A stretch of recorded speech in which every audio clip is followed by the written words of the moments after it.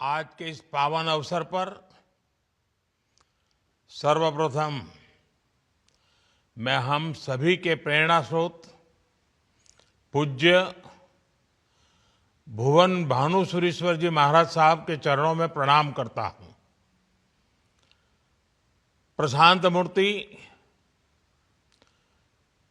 सुविशाल गच्छाधिपति पूज्य श्रीमद विजय राजेंद्र सुरीश्वर जी महाराज साहब,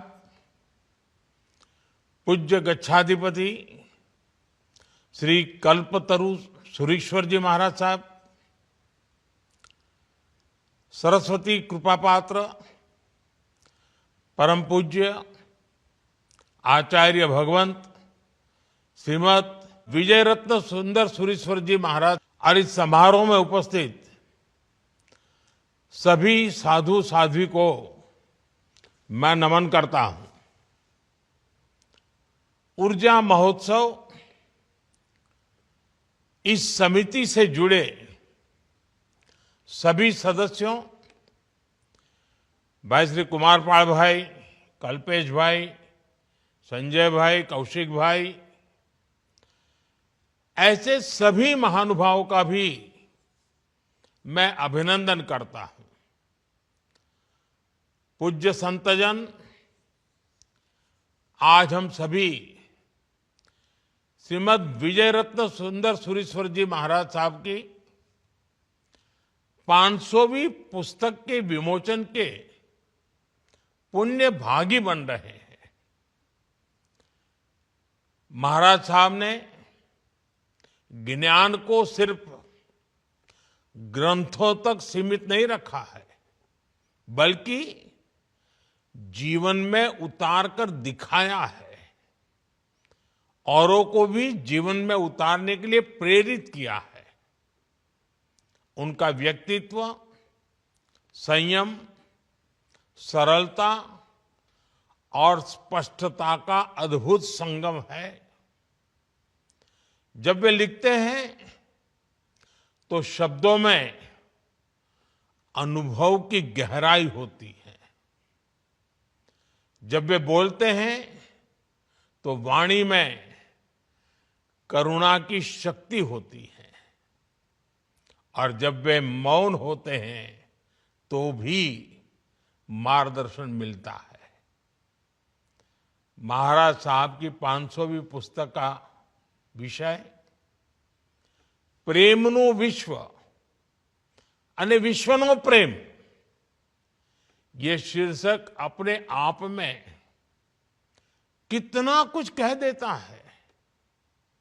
मुझे विश्वास है कि हमारा समाज, हमारे युवा और पूरी मानवता उनकी इस रचना का लाभ उठाएगी। इस विशेष अवसर पर ऊर्जा महोत्सव का ये आयोजन जन जन में एक नई विचार ऊर्जा का संचार करेगा। मैं आप सभी को इस अवसर की बधाई देता हूं। साथियों, महाराज साहब की 500 रचनाएं एक ऐसा विशाल सागर है जिसमें भांति भांति के विचार रत्न समाहित है। इन पुस्तकों में मानवता की तमाम समस्याओं के सहज और आध्यात्मिक समाधान उपलब्ध है। समय और परिस्थितियों के अनुसार जब जिसे जैसा मार्गदर्शन चाहिए, ये अलग अलग ग्रंथ उसके लिए प्रकाश पुंज का काम करेंगे। अहिंसा, अपरिग्रह और अनहंकार, प्रेम, सहिष्णुता और सद्भाव, हमारे तीर्थंकरों ने हमें जो शिक्षाएं दी है, हमारे पूर्व के आचार्यों ने हमें जो पाठ पढ़ाए हैं, उन सबको आधुनिक और सामयिक स्वरूप में हम इन रचनाओं में देख सकते हैं। खासकर आज जब दुनिया विभाजन और टकराव से जूझ रही है, तब प्रेमनु विश्व विश्वनु प्रेम एक ग्रंथ ही नहीं, ये एक मंत्र भी है। ये मंत्र हमें प्रेम की शक्ति का परिचय तो कराता ही है। जिस शांति और सद्भाव की तलाश में आज दुनिया परेशान है, ये मंत्र हमें उस तक पहुंचाने का रास्ता दिखाता है। साथियों, हमारे जैन दर्शन का सूत्र है परस्पर उपग्रहो जीवानाम, यानी हर जीवन दूसरे जीवन से जुड़ा है। जब हम इस सूत्र को समझते हैं तो हमारी दृष्टि व्यष्टि से हटकर समष्टि से जुड़ जाती है। हम व्यक्तिगत आकांक्षा से ऊपर उठकर समाज, राष्ट्र और मानवता के लक्ष्यों की ओर सोचने लगते हैं। इसी भावना के साथ मैं आपके बीच, आप सबको याद होगा, नवकार महामंत्र दिवस पर भी आया था। उस आयोजन में चारों फिरके एक साथ जुटे थे। उस ऐतिहासिक अवसर पर मैंने 9 आग्रह किए थे, 9 संकल्पों की बात की थी। आज का ये अवसर उन्हें फिर से दोहराने का भी है। पहला संकल्प, पानी बचाने का संकल्प। दूसरा संकल्प, एक पेड़ मां के नाम। तीसरा, स्वच्छता का मिशन। चौथा, वोकल फॉर लोकल। पांचवा, देश दर्शन।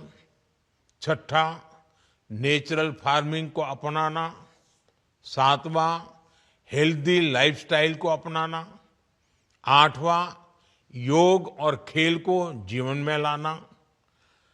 नौवां, गरीबों की सहायता का संकल्प। साथियों, आज हमारा भारत विश्व के सबसे युवा देशों में से एक है। हमारी युवा शक्ति विकसित भारत का भी निर्माण कर रही है और अपनी सांस्कृतिक जड़ों को भी मजबूत बना रही है। इस बदलाव में महाराज साहब जैसे संतों का मार्गदर्शन, उनका साहित्य और उनके शब्द, और जो हमेशा हमेशा साधना से पुरस्कृत है, इनकी बहुत बड़ी भूमिका है। मैं एक बार फिर उनके प्रति कृतज्ञता व्यक्त करते हुए उनकी 500वीं पुस्तक के लिए शुभकामनाएं देता हूं। मुझे विश्वास है भारत की बौद्धिक, नैतिक और मानवीय यात्रा में उनके विचार निरंतर प्रकाश देते रहेंगे। मुझे आप सबसे क्षमा भी मांगनी है। मैं खुद आना चाहता था और बहुत पहले से कार्यक्रम भी बना था, लेकिन आप जानते हैं जो परिस्थितियां पैदा हुई उसके कारण मैं आप सबके दर्शन नहीं कर पा रहा हूं, आपके बीच नहीं आ पा रहा हूं। लेकिन ये महाराज साहब की कृपा है कि उन्होंने मेरी इस कठिनाई को समझा और वीडियो मैसेज के माध्यम से आपके दर्शन करने का, आपको मिलने का, आपसे बात करने का मुझे अवसर दिया। मैं इसके लिए भी महाराज साहब का बहुत आभारी हूँ। जय जिनेन्द्र।